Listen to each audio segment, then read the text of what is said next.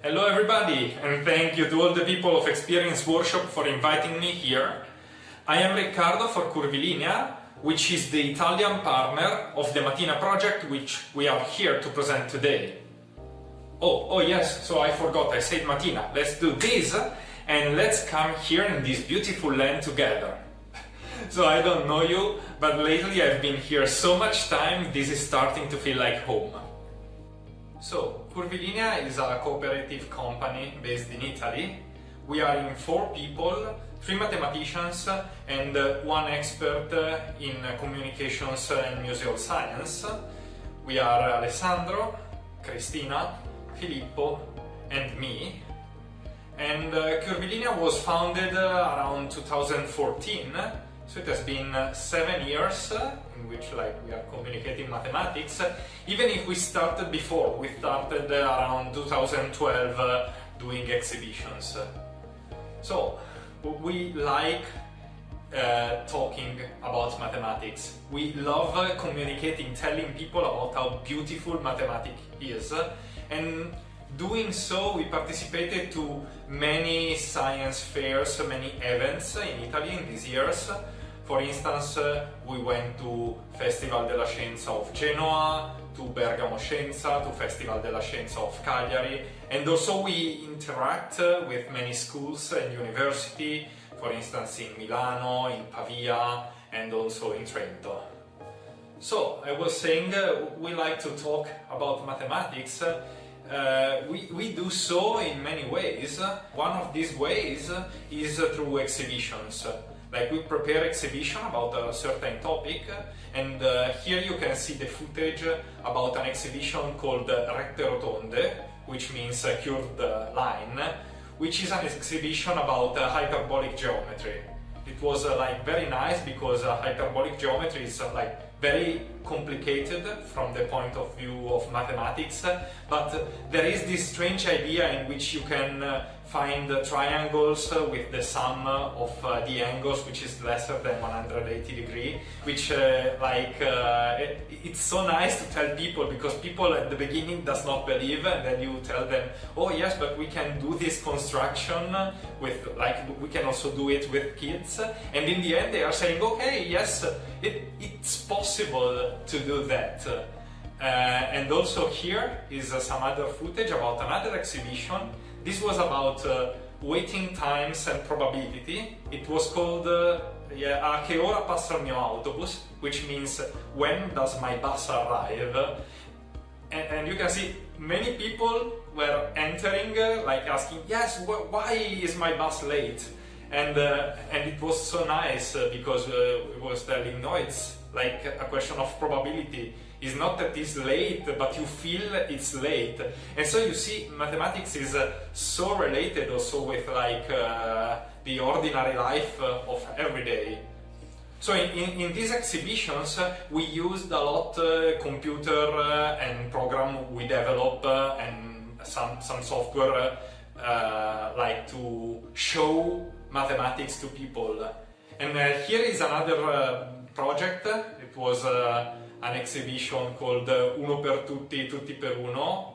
Oh, this exhibition is nice because we thought, when you use a computer, you always are one people using the computer, or 2 people using it together, but it's very difficult to make the use of computer a group activity. So we built this, this gamepad, but not 1, not 2, not 3, many, 32. And we start wondering, why, if I can make 32 people play the same game together, really together at the same time. And we did that in this exhibition. Was basically about game theory and a lot of exercises in which people has to communicate using mathematics, and it went very well. Personally, it was the first time I saw many people together interact with the computer as a group, screaming together when the game was not going so well, and it was very nice.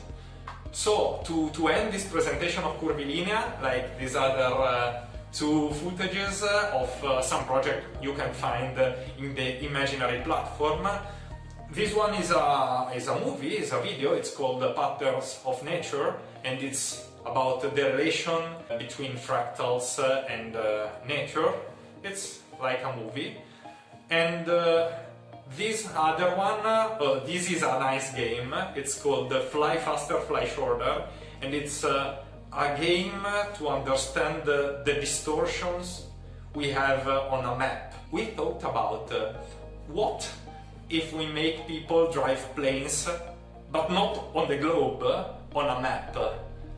So you see the plane which changes size, and like the routes of the plane with are not straight line, but sometimes has angles, and like it's so nice because you start and you just play a game. It's not about thinking about mathematics. It's like playing a game, and while playing, people start to understand about mathematics because they realize, oh yes, what's happening? Why is it changing size? And then you tell them it's not changing size, it's the map which is distorted. So here was a quick presentation of us, and so let's move about the topic of today. So let's move about Mathina. So for the Mathina land, we prepared the part about cryptography. From one hand, it's like difficult to explain because cryptography is it's very technical somehow. You have rules to follow, you have a lot of difficult mathematics involved.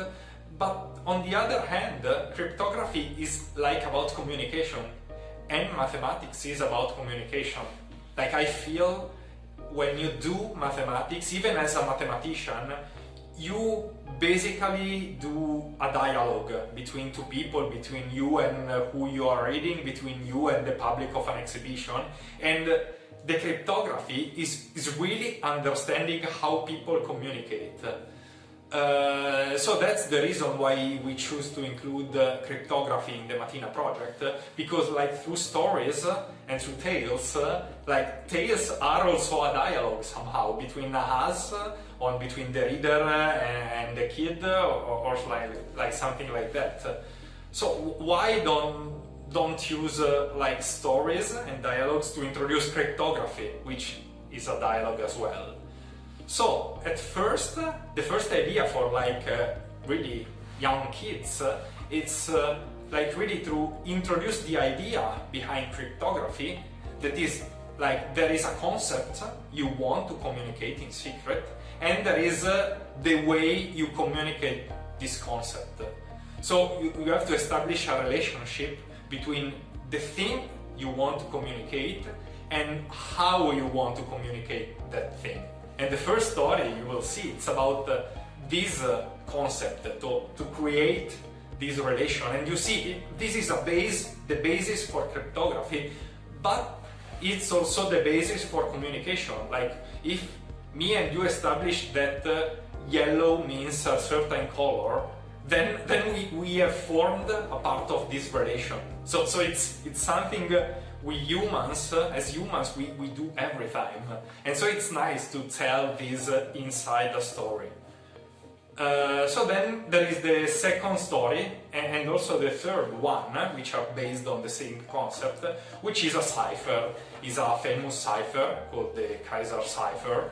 And in the second story we explore this cipher, and in particular we explore the dynamic of cryptography.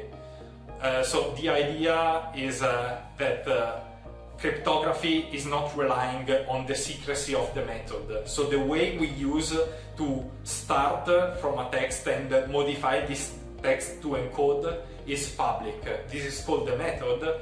And then there is the key, which is the piece of information you need to pass from the clear message to the encoded message. And so in the second story, we are speaking about this, so about the fact that in cryptography you have to establish a method and to find a key, and the cipher we use for that is the Kaiser cipher, and we like propose this cipher to like the public in a visual way via this jewel, which you can like rotate in the apps and you can see how it works. Then there is the third story, and in the third story we go a bit deeper in explaining this part of cryptography. So we first go deeper about the Kaiser cipher. We talk about what if you do the Kaiser cipher twice, and this relationship with between the Kaiser cipher and doing sums modulo a certain integer. So this is very nice because we introduce a topic of algebra which is very difficult, but instead of introducing it directly, like we need to understand how to calculate things, we start by the cipher, which I mean is this object, this jewel, and try to understand how it works. And at a certain point we start wondering, oh yes, but this is very similar to doing sums. And it's doing sums, but not exactly the sum we are used to. It's more like a sum on a clock. But then, for instance, sums are commutative and sums are associative. So basically it's no difference of doing twice the Kaiser cipher or doing it just once. And then we going even deeper to introducing a cipher called the Buccaneer cipher, not in its full power, let's say, but it's just the Kaiser cipher done on even and on odd letters. So this is a way to use the Kaiser cipher, but in a way which is way more complicated to decipher if you don't know the key. Lastly, there is the fourth story, in which we try to introduce the concept of public cryptography and the public exchange of keys. We started from the importance of communications in life, not in mathematics. And then we are in a topic about cryptography, which is important also because of the modern world, because this part of cryptography is used so much in internet, when you do payments on the web, and yeah, I think it's a good way to begin talking with students, for instance, about the behind the scene of the operation they, for instance, do on their mobile phone, let's say. And so in this story we start to explain some of these methods and to start by wondering, okay, but what does it mean for a method to be secure? What if some people is pretending to be me with something else? What happens? And you can find this in the story. So this was a short presentation. I tried not to spoil it so much, and while I was talking, you could see some footage directly from our stories and our apps, and I hope so much you will find them interesting. You will try them, and I hope you will like the world of Mathina and also the world of Buccaneer Island, which is the name of this part of Mathina devoted to cryptography. So here was Riccardo from Curvilinea. Thanks to everybody for watching this. Bye bye!